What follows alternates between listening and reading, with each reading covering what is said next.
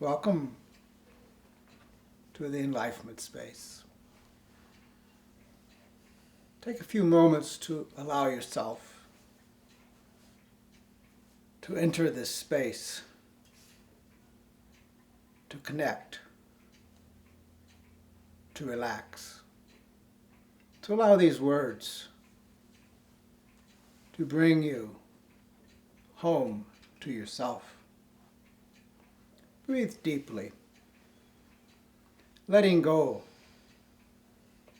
of the thoughts that distract, letting go of the past, letting go of the outside, to move deep within yourself, knowing that within you is the connection to all things that benefit you, that heal you, that transform you, that evolve you into the being that you are becoming as light in this awareness. To be aware, to allow, to embrace. Breathe deeply as you consciously connect in this space, being aware as you relax, feeling at peace and at home in the space of this awareness. To allow yourself these moments of connection, being at one with the true self that is present. Being, isness, light, and awareness. Allow the words in this consciousness to carry you deeper and deeper and deeper into that which is the truth that is life. Your truth as it unfolds within you in your feeling, knowing in this presence. To be aware as you deepen in this consciousness.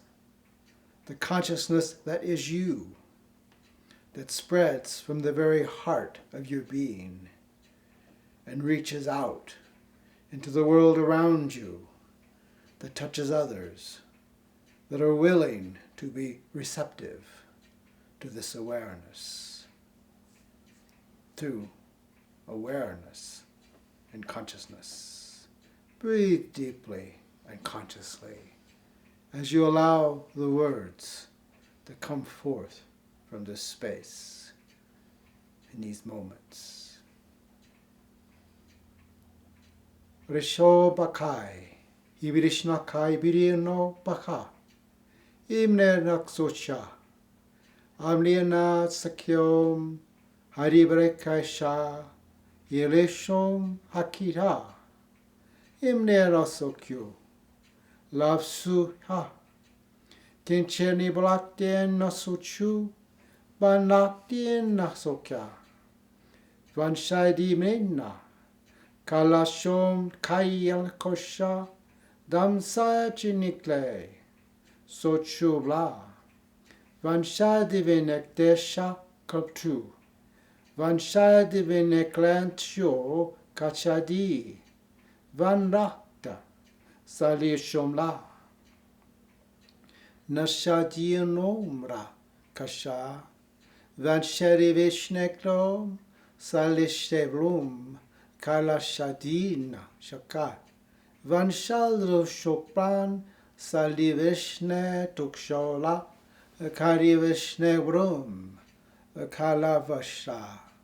Damshu, klachu, blashati vinik shabra, kanvushta koblakta and kasha, kanchendo braktin klo usho, ban sho, kolishokena, satien neshavinuktin, flashu, brashai, kanshaldi vinishraktu, branshati kencha uklacha. Vinshitare vinuktan, kalaisho, karasha, karishe nopra, am shore praku, darshandi benishtikta andruka ancha, vrantoshtokam.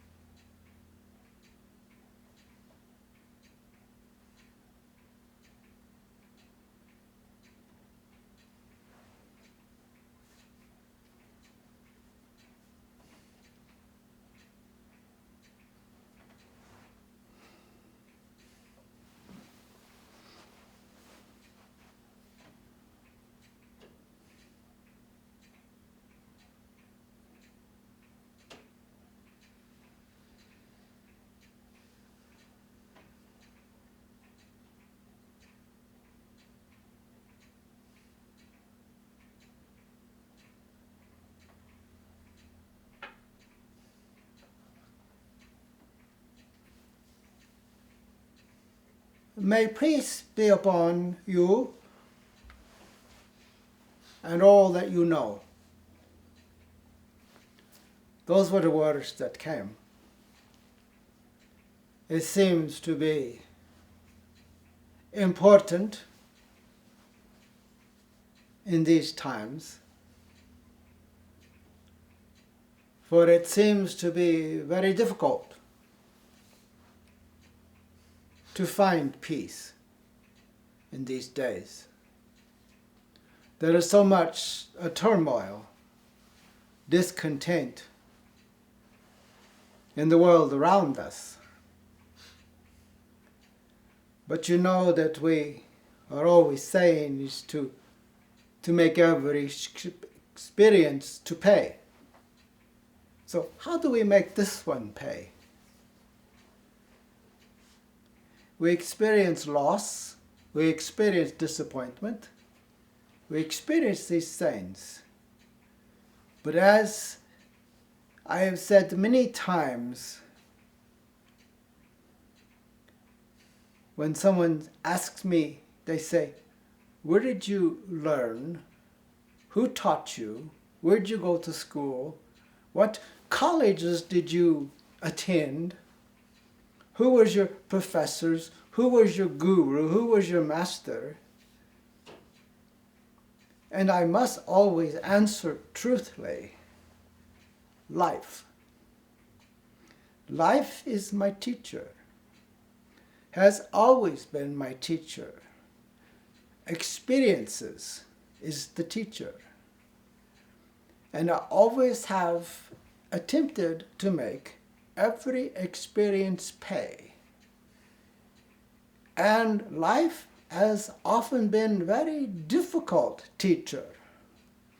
I have never known any physical teacher to be more difficult than life, more harsh than life, more mean than life, and also more kind than life.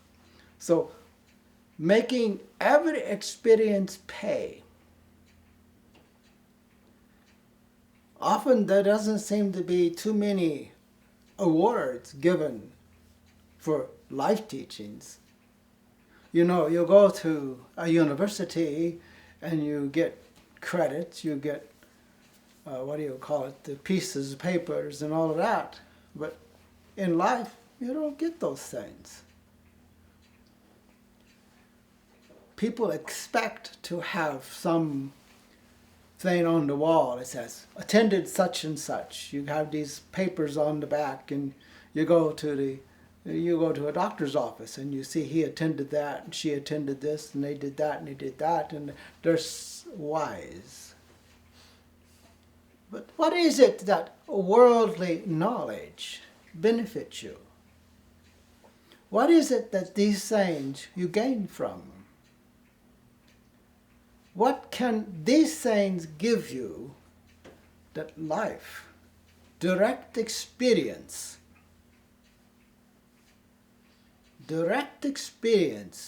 hands-on gives you? You can have all the knowledge of all things in this world and still be stupid. Sorry. The learnings of the world, the teachings of the world, of religions, of spiritual things, all of these things are naught when it comes face to face with life. Because these are all outside. And the most important thing is you and what you have inside. What is in you? What do you know from within yourself? What can you apply to each step that you take, moment by moment? There are many things that we believe. Many things that we believe. But there are few things that we actually know. You see, there are very few things that one really knows. Because direct experience, moment by moment, says what is known. You know you can do that because you do it. You believe you can do things, but that's a belief until you do it. So direct experience, experiencing this now in the moment, is the knowing of life. The rest of it is out in the realm of believing. You believe at some time in the future you will have this, or you will go somewhere, and many people believe, oh, if I'm good enough, that deity will smile upon me and take me into its bosom, and I will live happily ever after and play harps and listen to music or something like that. You believe. You want to believe. There are many I wants to believe many things. But that doesn't help humanity. That doesn't help societies. Because the nature of the intellect brain is that it grabs onto these beliefs that sounds good, that seems to pacify the moment. And it's an escape mechanism. It puts off what is now to another moment.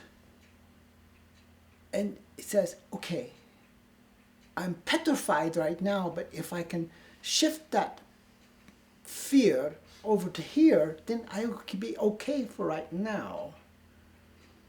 And I don't have to do anything. I can just kind of walk along here and I'll be okay because I don't have to think about that till, over here someplace. And it'll be okay. And over here someplace keeps getting shoved over there someplace. You keep pushing it. It's like, I'll take care of that next week. And usually next week never gets here. It's always next week. And that is the nature of the human being and brain, intellect. It keeps shoving it over there someplace. And there's so many individuals, they come to the time of death. Oh my. Here we are, on the deathbed. Oh, what have I done? I'm dying. I'm dying, and what am I going to do? I'm dying. And next week is here. Oh, it's here. I pushed it off and waited. It's here. Now what am I going to do? I can't put it off till next week. It's right here. Oh my, now what? Sorry. You missed your opportunities. You don't have a next week now. We had a friend that passed, and he said, "Oh, Ishvara, I should have paid more attention to what you were saying to me. I should have listened better. I could have done this, I could have done that, and I should have done this, and I should have done it." I said, "Oh, forget it. You didn't do it. You tried that, and you just couldn't give up those things, and you couldn't done that, and that's the way it was. Stop worrying about it. You're here now. Let go. There's nothing to do. Don't worry about it. Just let go. It's no different. The reward is the same, you see.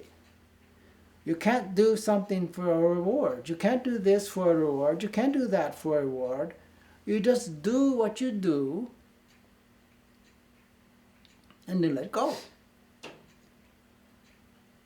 We are programmed from day one to seek some kind of reward. If I'm good enough, then I'll get a better reward than other people. See, that's the carrot that you dangle. And the only way a dangling carrot is going to work for you is if you're a donkey.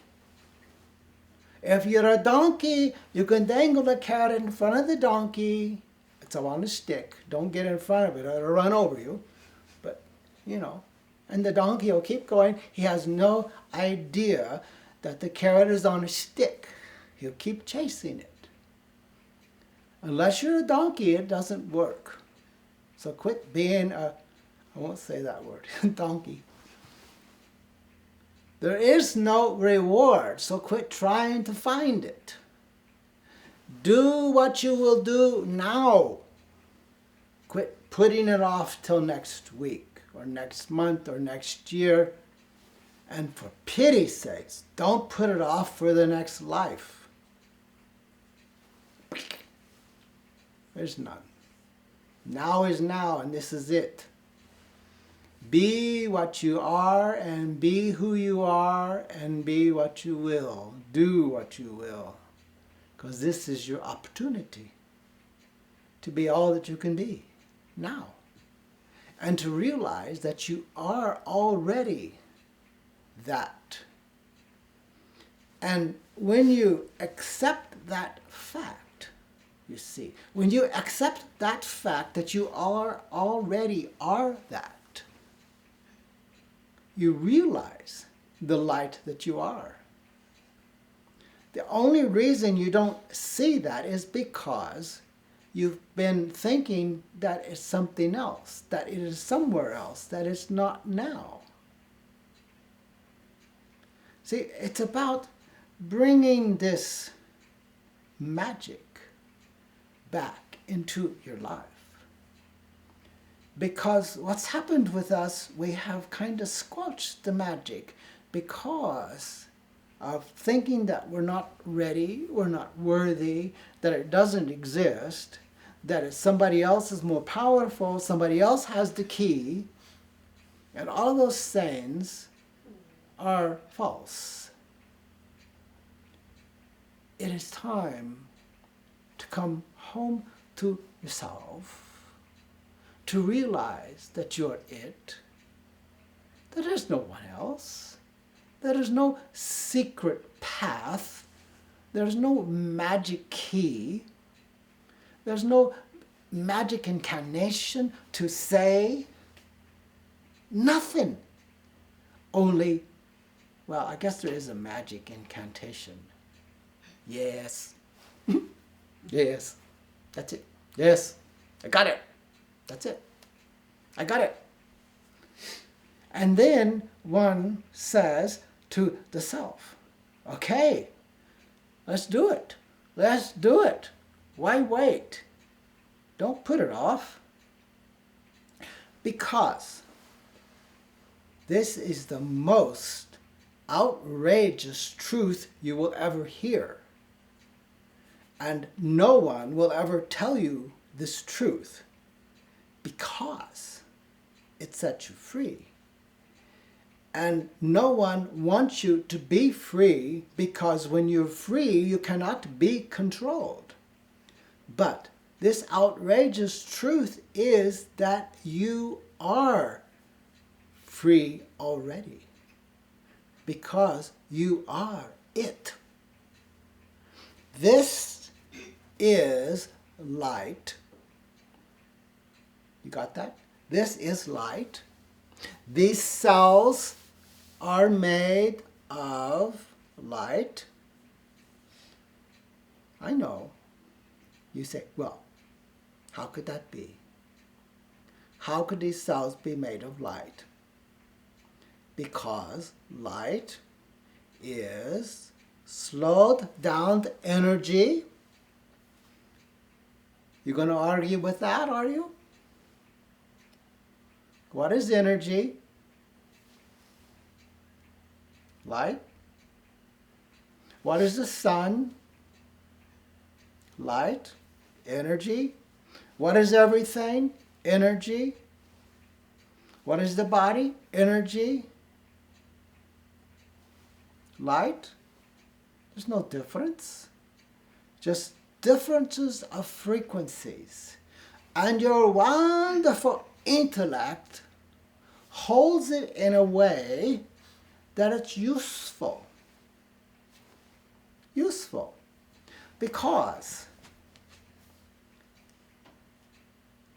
if you appear as your true form, you're going to freak everybody out around you.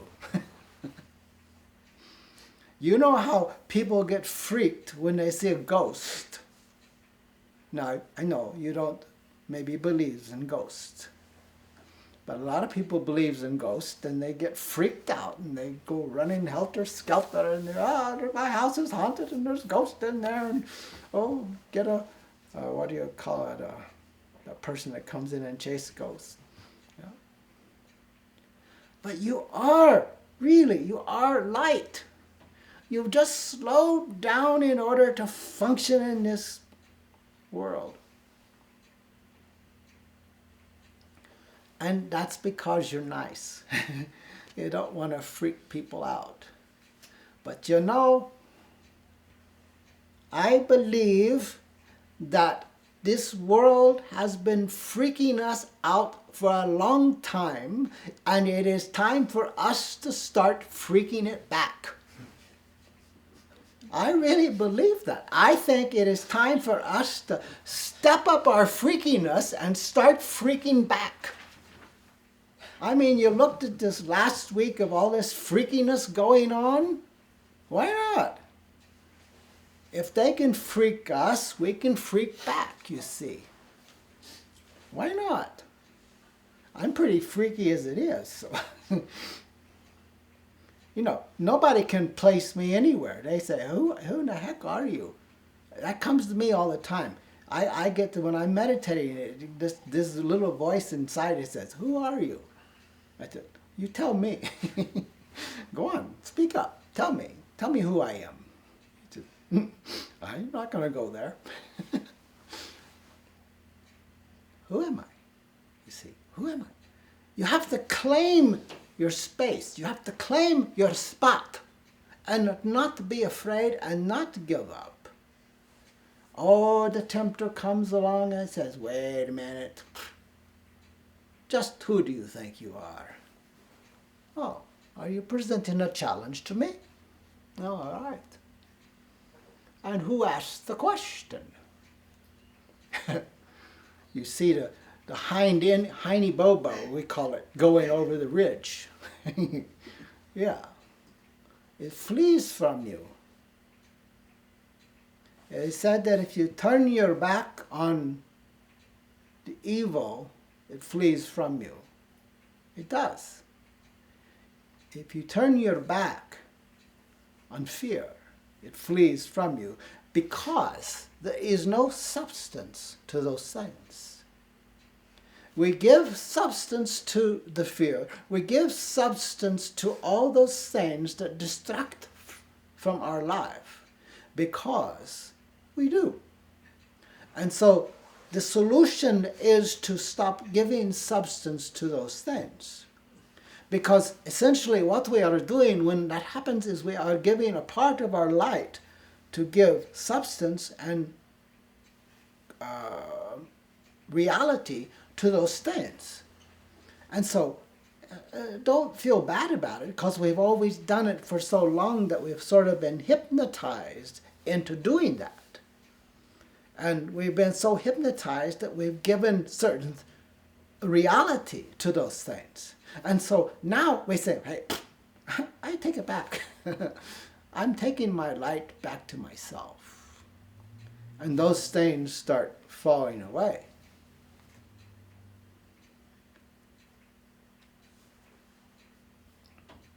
You say, get behind me. I have nothing to do with you. Get behind me. I don't know you anymore. I take it back.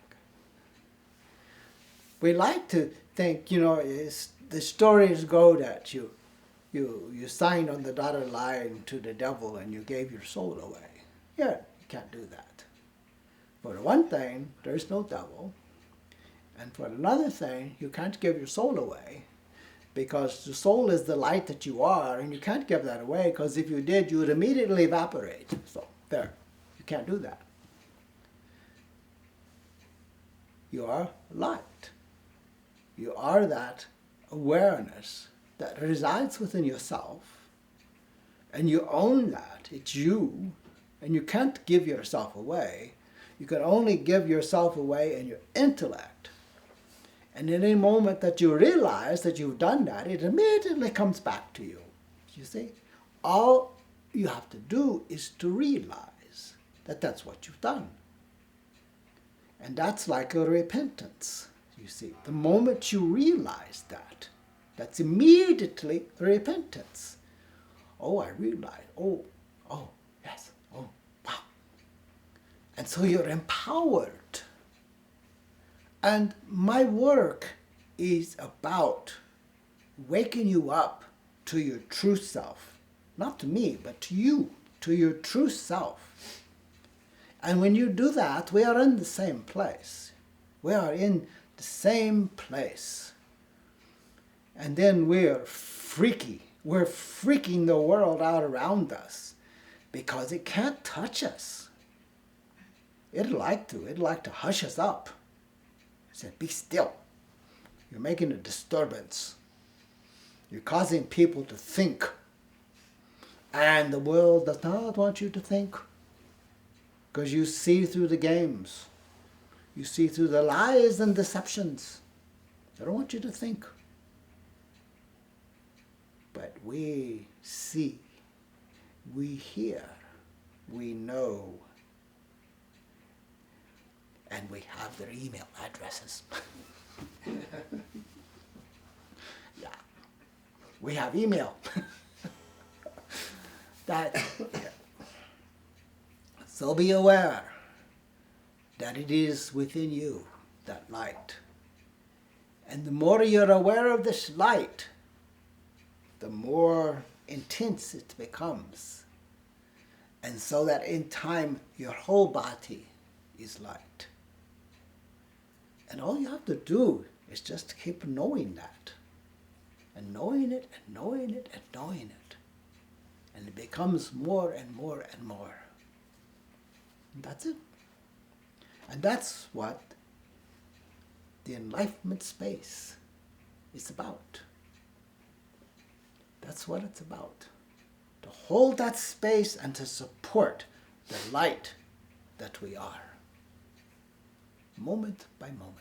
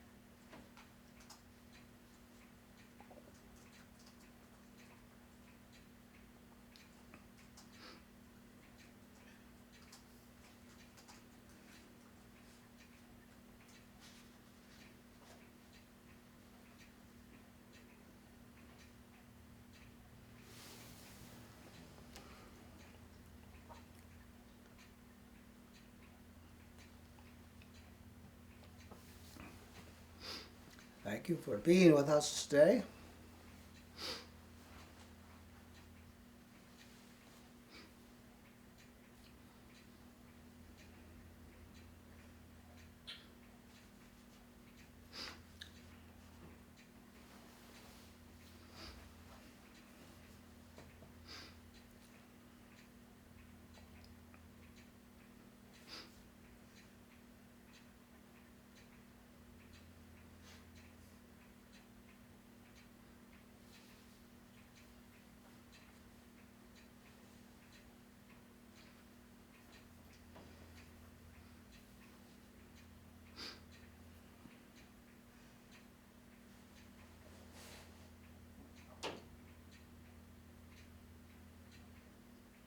Seems like there was quite a delay, so it may be a while before People get questions. anybody asks Yeah. a question. Okay.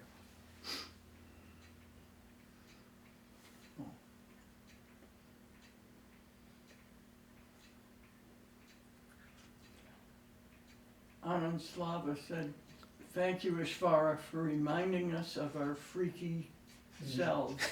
I needed it that. Much love." Yeah.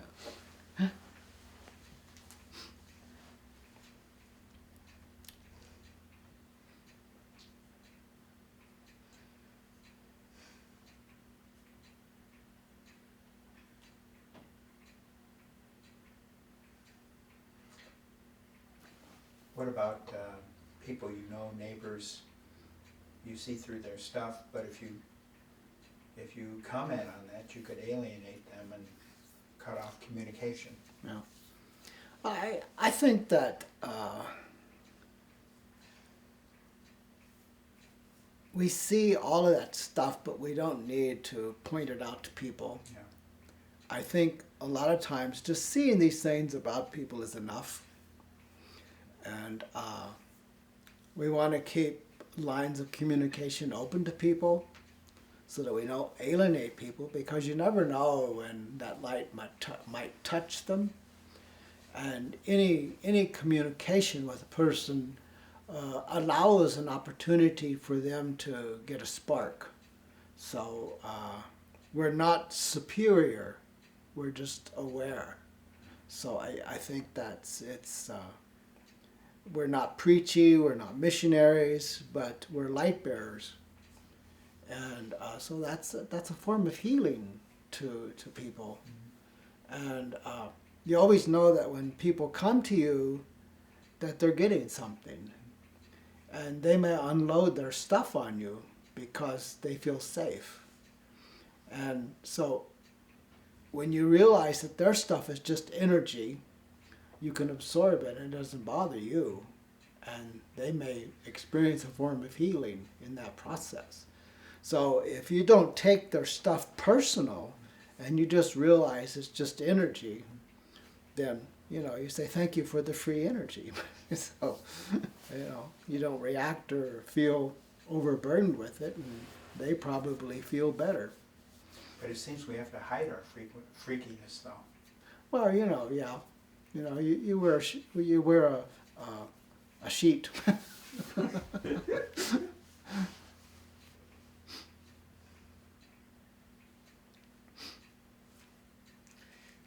My mother was rather mystic, to put it lightly.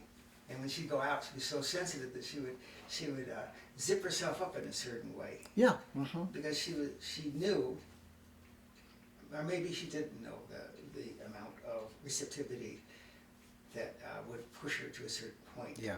Even I personally, around friends, you get so much and then you Oh, want yeah, some yeah. form of. I like the concept that you turn it. Thank you for the energy, but in a certain way, we have to know our own capacity. Oh, yeah, But yeah.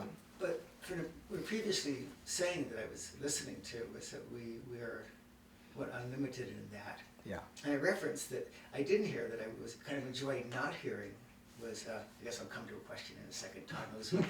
I'll ramble on, then I'll finally come up with a question. But I noticed you were sparks and rays and frequencies and the sun, but there was no real mention of a supernal being. Mm-hmm. That I found different. Can you elaborate that, why why you didn't mention some sort of supernal source? I don't see a separate source at all, no. And back to your other thing, I often talk to people when they go out they have a diving suit. Ah, Yeah. You gotta have your diving suit on. And because we're in a world of all kinds of energies that we don't need to subject ourselves to. So you wear your diving suit when you're out there. So, yeah. And when a person is looking to some kind of deity, you're separating yourself out from that deity. And I don't believe in doing that because we are that deity. And so when you see me, you see whatever you would think is a deity. And that way there's no separation.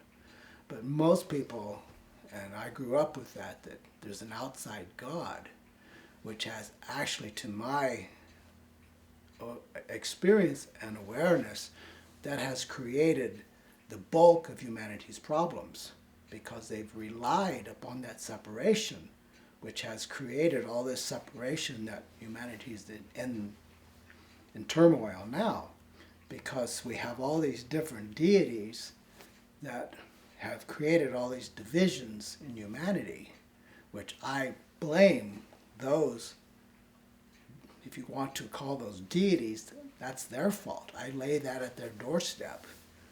And so by eliminating those, we have that source, that cosmic, which all of us are part of.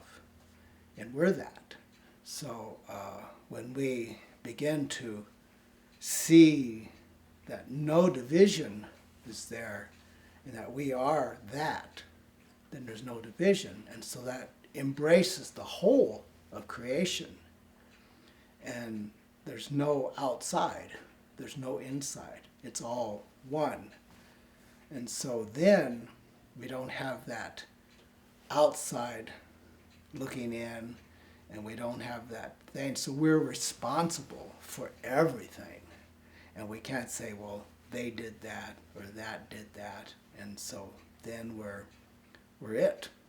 Or that God's going to take care of it. Or God's going to take care of it. So many people relay to some other time, some other place it'll be taken care of, and it won't be. We have to do that. So that's why I don't do that. You know, I don't give people that out. we're all that light for humanity. Yeah. Mm-hmm. Yeah. Refreshing Yeah. and true. Yeah. I grew up in the church, and I grew up in displacing this, and my sister walked around praising God all the time and praying, and you know, and I did too. I was a minister. I was preaching, and you know, suddenly one day I just saw, you know, this is going nowhere. This is just giving people false hope, and you know, I just couldn't do it anymore. Thank you. Yeah.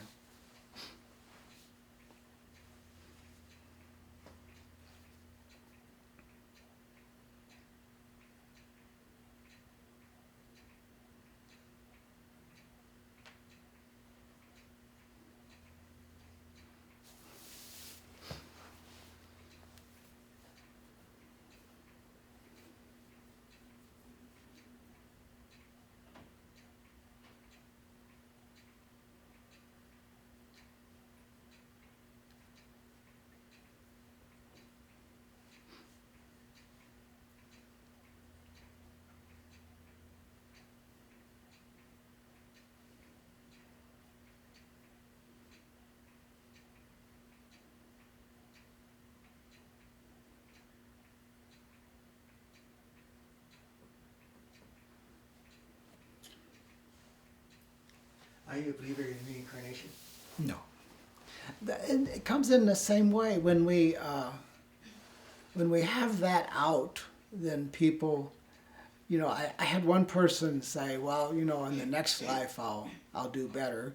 Or people have said, well, my problems are because in the past life I did this and I did that. And then I had that question about, well, if you're having these problems now, and where did these problems start if you're born pure? You know, how did you get messed up? You know, how did you come into a life if you were born innocent? How come you're having these problems? And I studied reincarnation because as a Rosicrucian, they taught a lot about reincarnation, but their statement is that, you know, you don't have to believe this, just take a look at it. And I looked at it and I didn't agree with it at all, and so I dropped it out. But I read a lot about reincarnation, but I could never really figure it out. And I had a friend that did hypnosis, and so he hypnotized me and he tried to find my past lives, but he couldn't find anything.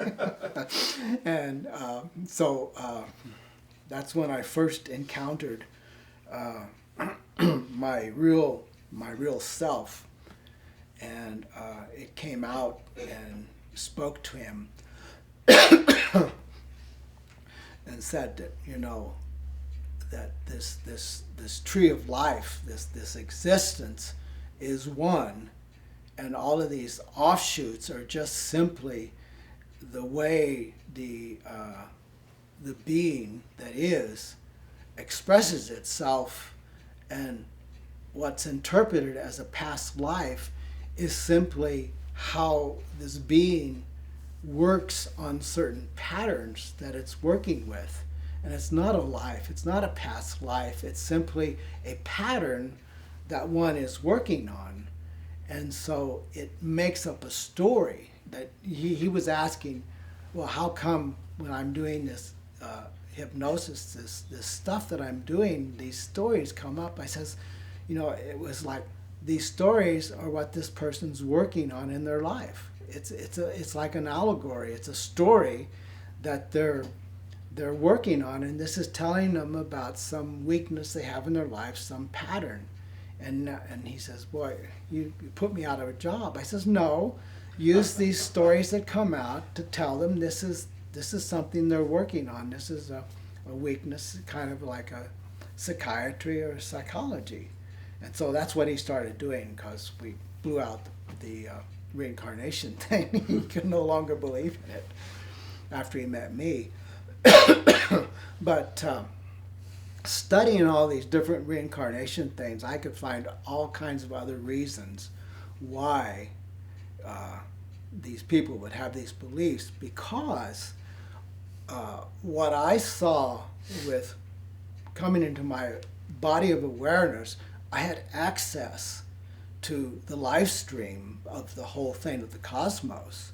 And I was aware of all the different beings that were in existence. And, you know, I could kind of tune in to different existences of people, and they're all there. You know, and when somebody dies, they're not gone. Their life, their whole life is in there, but they don't come back. That would be a terrible thing, to bring a person back into this world. I mean, so their essence is still in the cosmos. It's like an ocean.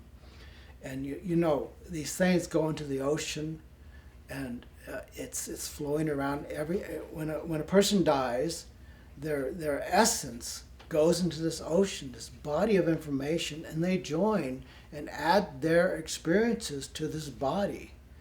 And it's there, it contributes to the whole.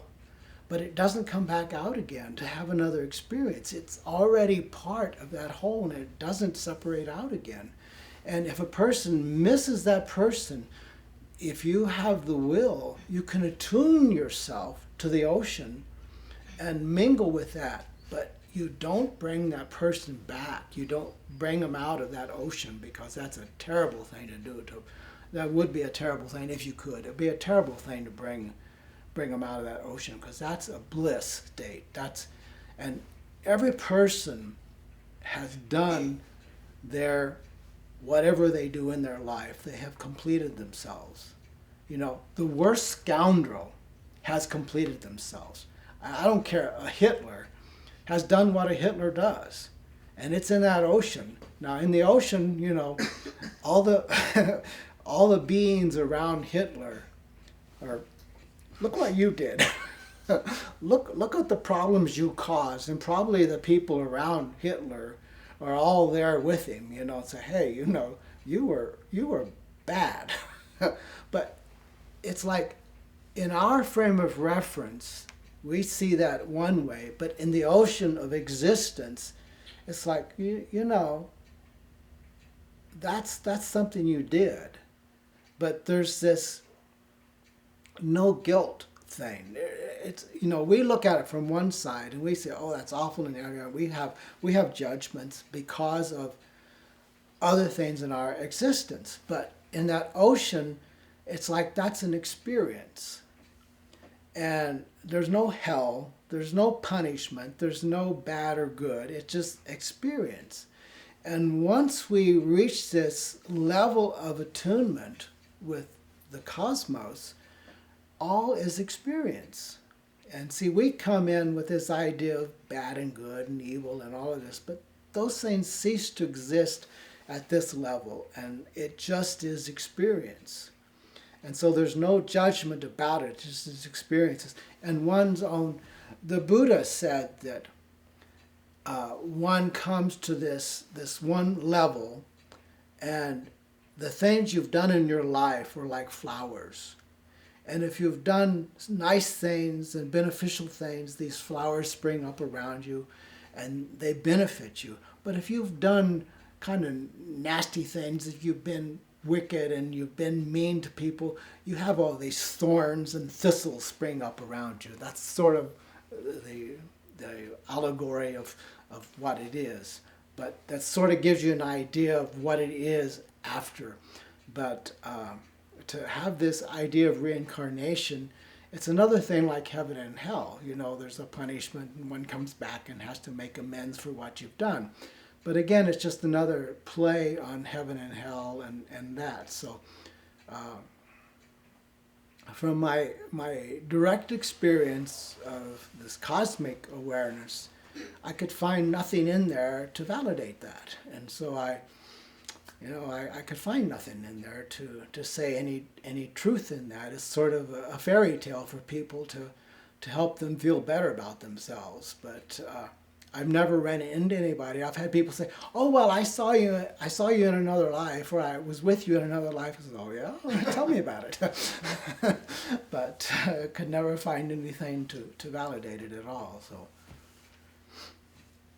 And I've had a lot of people get upset with me because I wouldn't validate, you know, reincarnation, but I have never found anything, and I can tune into these things, and I can see the trains of lives there, but there's no validation of that person was back here again, you know. But it just oh yeah, you know, that life existed, but you know, you're just tuning into another life.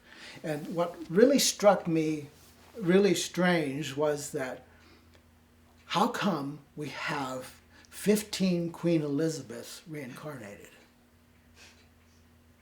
Or how come we have, you know, we don't have any servants, we don't have any mop sweepers, or we don't have any dung pickers, we don't have any, you know, it's always Queen Elizabeth or, you know, all highborn people. These people reincarnate, but these other people don't, you know. So I always found it very strange that people don't have memories of these other lives.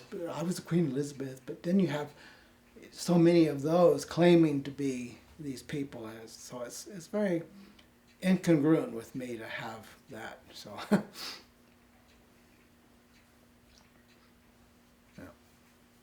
I'm a person of non-ending questions, so. That's all right. This young man has suffered for many years. Yeah. Sometimes you don't have to draw a conclusion about it, Richard, you know, Yeah. that world. Yeah. One small other question, Yes. if somebody wants to say something. Well, that's all right. When you speak of this space, are you in your wisdom intuition, or however you receive information. You spoke of different spheres or different frequencies, whether you've got, so you know where I'm going with the question. Is this the same for other planetary systems or other entities, or is that mythos as well? Or is that mythology as well? I don't quite. I guess, I think germane to the question is do you believe in extraterrestrials? Well, it's out. I would like to believe in them. You know, I believe that it's highly possible. I haven't actually met one. You know, so I keep the door open on that. I think that there should be, and I've often told the story that they know better than to come around to this stupid planet. Really. You know, I feel like there's a sign out there somewhere that says, keep away, these people are insane. I've had very interesting dreams at times, so, you know, and so I have reason to, I don't have any reason to doubt it. I'll put that, yeah.